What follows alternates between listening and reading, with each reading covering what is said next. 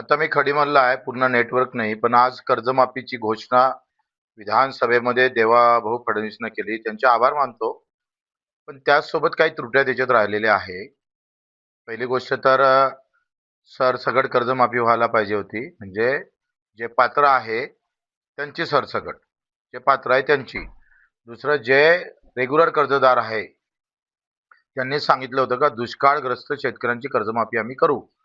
आता दुष्काळात असणाऱ्या याच वर्षाच्या रनिंग कर्जदारच हा दुष्काळात आहे. त्याची कर्जमाफी व्हायला पाहिजे होती. दुसरे का जे रेग्युलर कर्जदार आहे त्यांना 50,000 काही होणार नाही. किमान 2 लाखाची कर्जमाफी करत असाल तर 1.5 लाख रुपये रेग्युलर कर्जदारांची सुद्धा प्रोत्साहन निधी आपण दिला पाहिजे. हा त्याच्यातला काही कमी कर्जमाफीमध्ये राहिलेला आहे.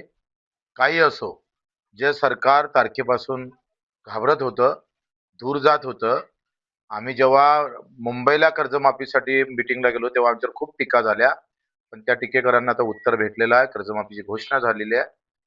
ह्या कर्जमाफीबाबत आता पुढं काय पवित्रा घ्यावा, त्यासाठी मग राजू शेट्टी असेल, नवलेजी असेल, वामनराव चटप असेल किंवा तुपकर असेल किंवा अधिक जे काही शेतकरी संघटनेचे नेते आहे, त्यांच्यासोबत आम्ही लगेच 14 किंवा 15ला बैठक घेऊ आणि तिथं निर्णय आम्ही सांगू का नेमकं कशा पद्धतीनं आता सरकारला समोर जायचं.